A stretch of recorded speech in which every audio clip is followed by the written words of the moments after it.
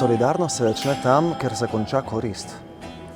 Torej, solidarno mesto je mesto, ki vrednoti različnosti življenjskih slogov in oblik, ki ga določajo, ravno zato, ker je različnost in drugačnost vrednota.